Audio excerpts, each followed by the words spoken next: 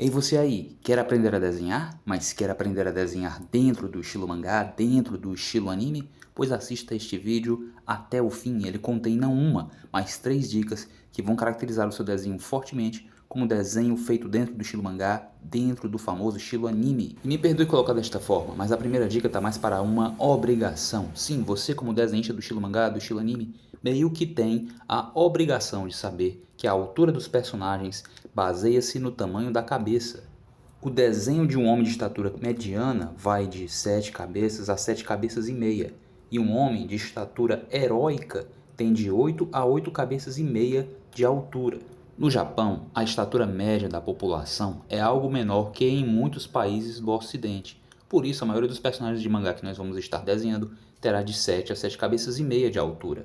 Isso se dá especialmente se estivermos nos referindo a mangás do tipo shonen, os mais populares do mercado internacional, ou mangás do tipo shoujo, pois ambos os segmentos têm como público-alvo o público adolescente, ou seja, um público que tem em média estatura menor que a do público adulto.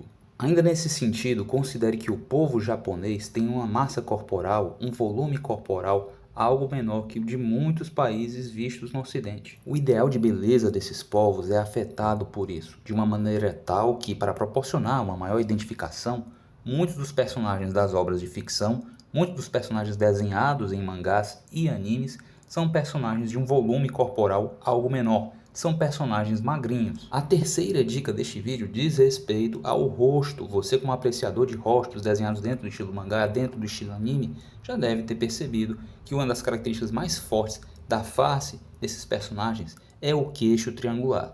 Por fim, como espécie de dica bônus, eu vou detalhar aqui algumas das principais características de um rosto desenhado dentro do estilo mangá, como por exemplo, olhos grandes e espelhados, nariz desenhado em forma de L, boca simplificada e diminuta, pavilhão auditivo igualmente simplificado e cabelos espetados, geralmente seguindo contornos poligonais. Agora em tempo real nós temos aqui o Midoriya Shonen, o menino Midoriya. O menino Midoriya é um rapaz de aproximadamente 15 anos de idade, ele acabou de entrar no ensino médio. Ele segue algumas das características que eu detalhei, embora não todas. Por exemplo, por ser um personagem de um universo de super-heróis, que pertence ao mangá shonen, mas ao mesmo tempo é um quadrinho de super-herói, ele é algo musculoso, tá? Porém, ele não aparece assim o tempo todo. Ele aparece assim em alguns momentos, quando ele tira a camisa, é detalhada a musculatura do personagem. Mas esse mangá é um ponto fora da curva, é importante salientar disso. Geralmente nos mangás, na grande maioria deles, os personagens, mesmo os personagens heróicos, vão aparecer muito fininhos. Tá? E as exceções que vêm surgindo nos últimos anos, elas ainda não modificaram essa característica. O Midoriya segue sendo um personagem baixinho, ele não é um personagem de elevada estatura, ele não é o All Might, que é uma referência clara, uma caricatura de personagens ocidentais, personagens de quadrinhos de super-herói norte-americanos. Tá? Então ele ainda vai ser baixinho e magrinho. Nós vamos utilizar um manequim para desenhar o Midoriya, um manequim típico, aquele manequim magrelo.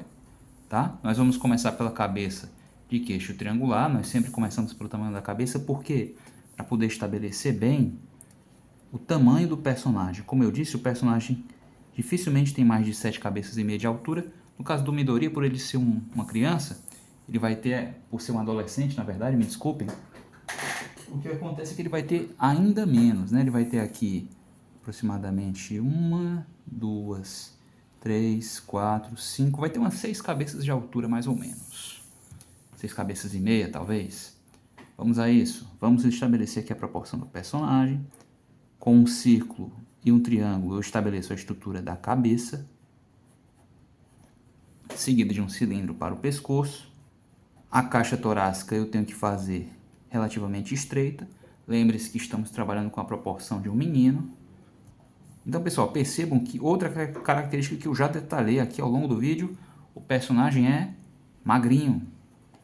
Os músculos dele, como eu disse, não é sempre que eles vão ser ressaltados. Então eu vou estar utilizando aqui um personagem magrinho, um personagem típico da maioria dos mangás, um personagem que vai ter cerca de 7 cabeças ou 6 cabeças e meia de altura, não mais do que isso, por ser um garoto. Nesta etapa vocês já podem ver vários dos detalhes referentes à fisionomia do personagem e também ao seu traje, devidamente definidos com a lapiseira.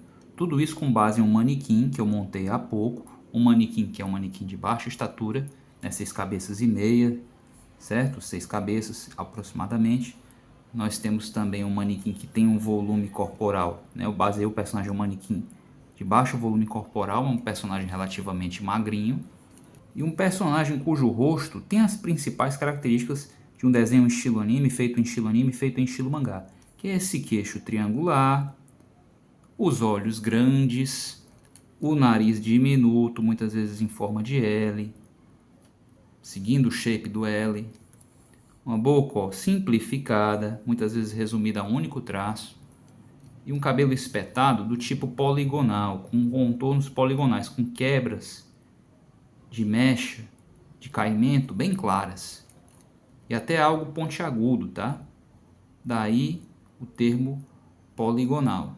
Se você apreciou essa informação, se você apreciou essas 3 dicas relativas ao corpo e ao rosto, você vai fazer o seguinte: você vai se inscrever no canal, você vai clicar no sininho, porém mais importante, você vai aplicar as dicas que foram passadas aqui. Se você aplicar essas dicas, o seu desenho vai melhorar. Se você quer conteúdo ainda mais aprofundado, você pode considerar fazer um curso comigo. Eu ministro um curso à distância. Informe-se a respeito questionando-me na área de comentários. Grato por me assistir até aqui. Eu o aguardo em um de meus próximos vídeos.